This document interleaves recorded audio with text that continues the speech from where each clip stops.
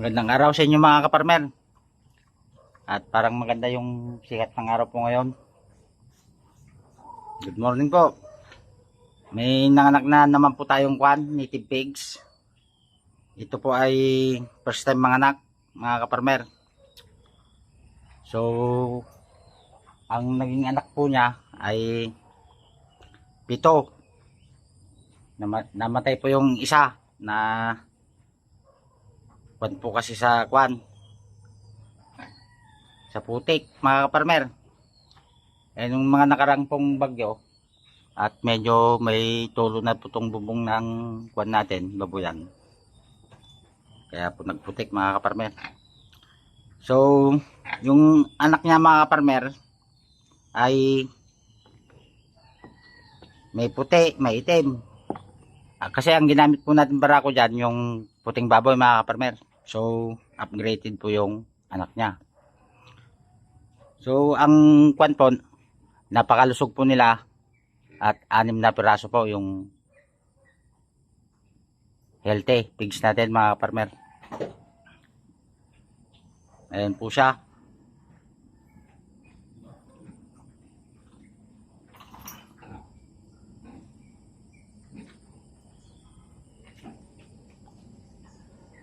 Ayan po yung anak niya mga kaparmer. Malulusog po sila at ayan po, ayan.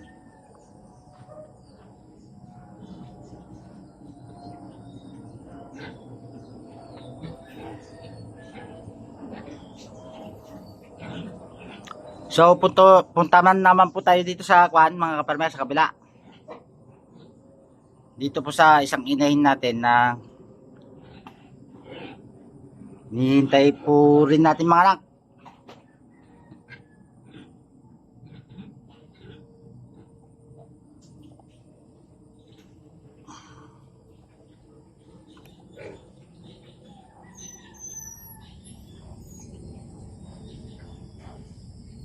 Tara po.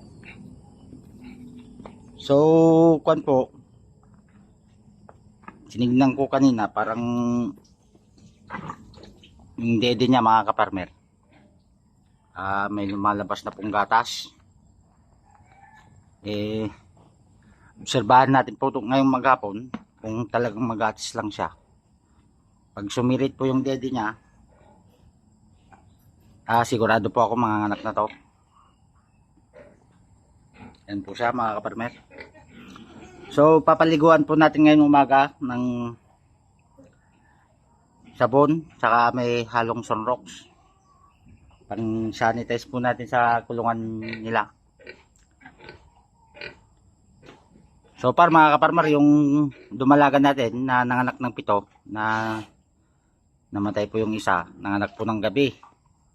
Paggising ko, nung magpakain po ako ng umaga, may mga bake na po siya mga kaparmer. So first time po nanganak ng 7. So blessing na po sa atin yon. Napakagandang blessing po.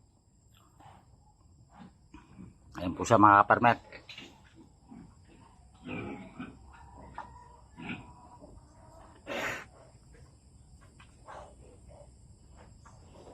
Sana po ay manganak siya ng marami mga kaparmer.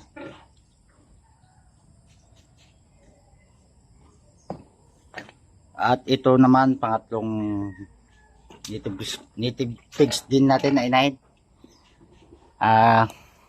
Buntis rin po to mga kaparmer. Bali ang ginamit po natin back yung puting barako natin mga kaparmer. Ayan.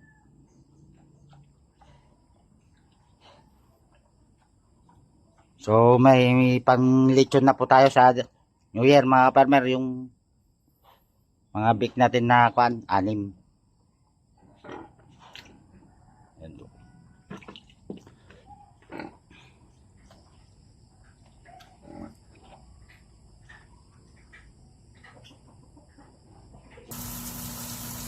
Ayan po yung malapit ng umanak natin kaparmer na inahin. Mas maganda po kung kahit native po, paliguan po natin para masanitize na rin po yung katawan niya.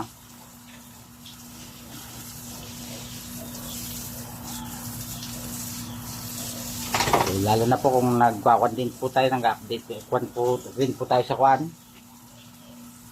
Pag nagpapasampa tayo mga kaparmer, alam natin kung kailan po nasampahan, may record po tayo. So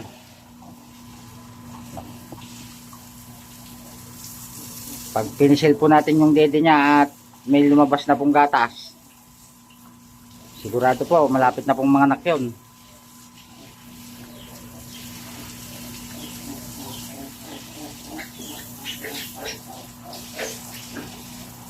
Yan. So para mga kaparmer, may pinapalaki rin po tayong kwan. Dalawang puting baboy natin na gagawing inahin. Sana po ay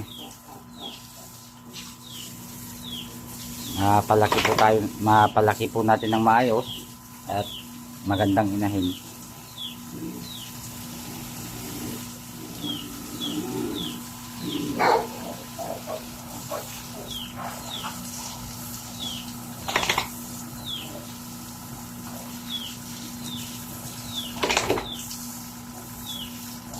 Ganito po ako magpaligo ng mga baboy natin kaparmer. Hinaluan ko po ng sabon.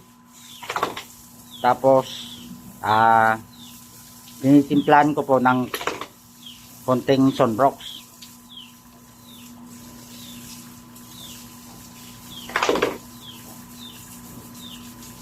Ayan. Ito naman po yung isa, buntis na rin po to. Ito. Ayan.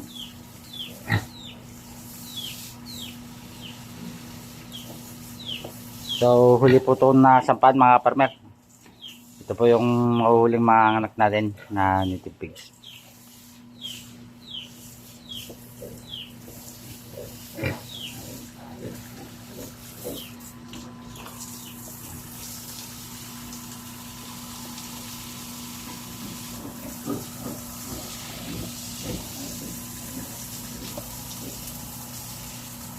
Ayan po yung dede niya mga farmer.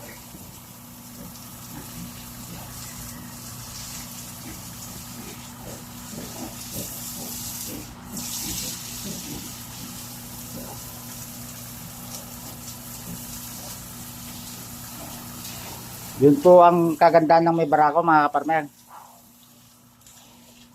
Mamili po kayo ng magandang barako nyo. At pag may naglalandi tayong baboy, ay madali na lang po magpasampa. At sigurado mabubuntis po yung baboy natin.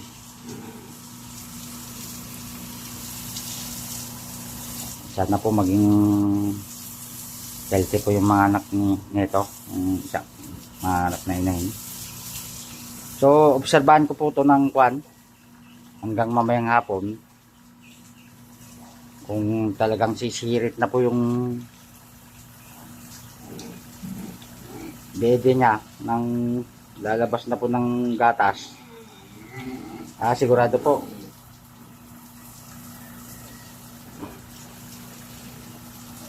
at kukuha po tayo ng panmamaya, dayami ay lalagay natin para pag gumagawa-gawa na po siya ng pugad, malapit ng mga anak yun mga kaparme.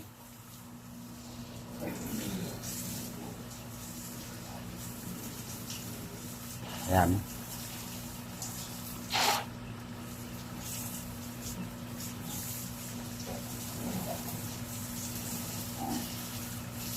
Bali, tatlong beses na po mga anak to ngayon mga kaparmer.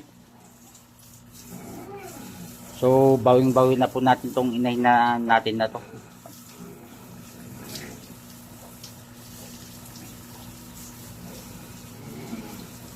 Itong pangatlo mga kaparmer, mamimili naman po tayo ng gagawin nating inahin dyan.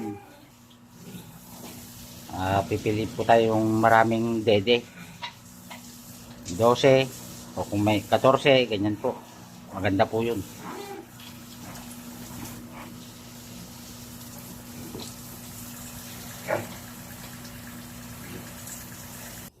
Ito naman po yung mga puting baboy natin mga kaparmer. Bali 5 piraso po yan mga kaparmer. Binenta na po natin yung dalawa. Ang kilo po yung estimate natin itong mga to nasa 75 kilos na po itong mga to mga kaparmer. Yung binenta ko po 70 kilos lang, naglalaro sa 70 kilos pataas. So may kwan na po tayong nagbenta 3 linggo. Tansya ko nasa 75 na to, 78 ganun, mag 80 sila.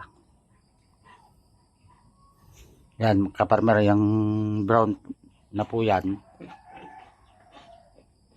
babae po yan. Saka yun, yan po ang gagawin nating inahin mga kaparmer, para may puti naman po tayo at saka may native din tayo. Ito po yung barako natin, si Macho mga kaparmer.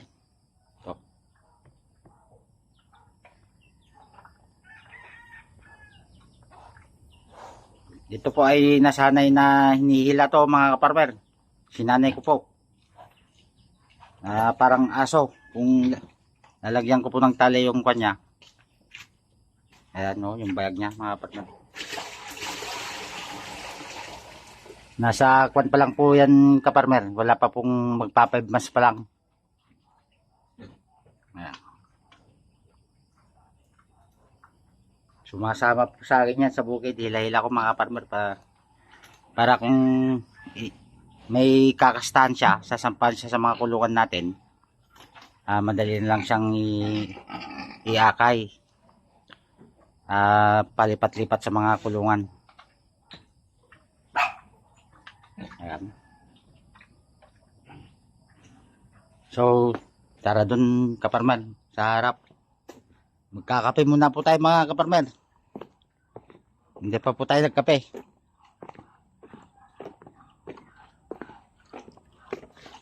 Ayan naman po yung mga kambing natin.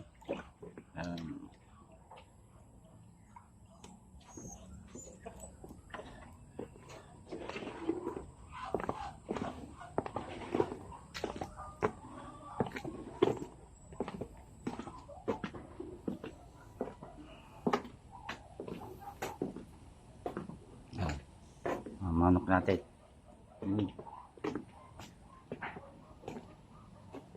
Yun.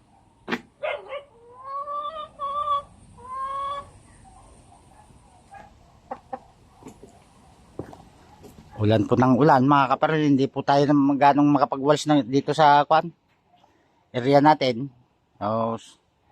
Kasi napapaligiran po tayo ng maraming puno. Kaya pag may bagyo at mahangin, sobrang daming dahon po rito.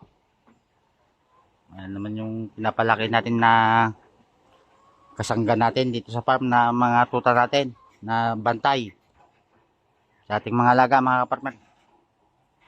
Ito si Queen. Hello Queen, good morning. Gugutom ka na? Mamaya magluluto pa tayo Yun naman si King. At sana lumaki po sila ng maayos. Nagpapagawa po kasi ako ng linya natin ng tubig mga kaparmer. Ito. Yan. So bumili po tayo ng 100 meters na hose. Ito naman po yung taling binili ko rin po sa Divisoria. Tali po ito ng kambing.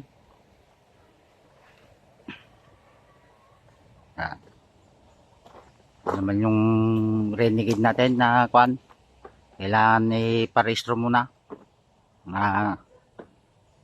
Nagkuhan na purong rehistro. Spare na po. Ayan.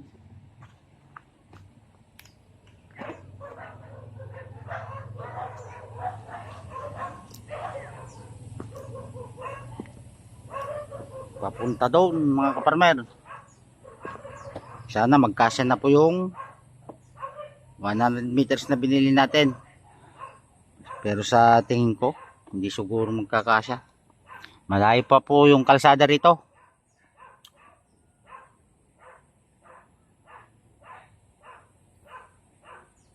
At sa susunod na project natin,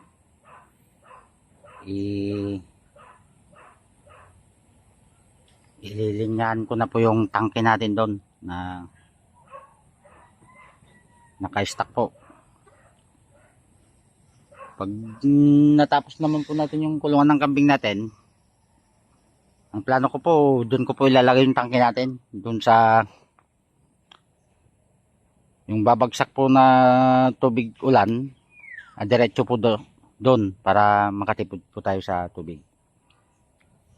At may kwan naman po tayo, power spray. At doon ko kukonekta po yung mga panghugas natin doon sa kulungan ng baboy at tubig ulan. Kasi yung nasa Baguio po ako, wala pong sayang sa mga tubig ulan. Kwan po, napakasinop nila. So hanggang dito na lang po yung vlog natin mga kaparmer. Salamat po sa suporta nyo. Ito po yung pan natin, tangke na sinasabi ko po sa inyo. Ito, sili. Ito po, tignan yung malunggay. Ayan, nasa paso lang po yung malunggay na yan. Hindi ko pa nalilipat. Pero marami na po akong dahon na napakinabangan yan. Ito, sa kwan rin po to, binudbud lang po ng asawa ko. Pinapalipat niya po sa akin noon para ilipat sa lupa. Ito, yung paso niya, kwan siya, pahaba na plastic. So far, yung kwan po yan, yung lalagyan ng mga damit, luma na. Ngayon, hindi ko nalipat po. Diyan na po sila lumaki. At ang dami ko na rin po na pakinabangan, dahon, bunga. Ang dami pang namimitas po dyan, yung namamasyal po rito, na mahilig po sa siling labuyo. Kumukuha po sila dyan. Salamat po ulit mga kaparmer. Sana ay bumaba na po ang presyo ng bigas natin. Sobrang mahal po. Ang lakas kumonsumo yung mga aso ko. Sige po ulit. God bless po sa atin lahat.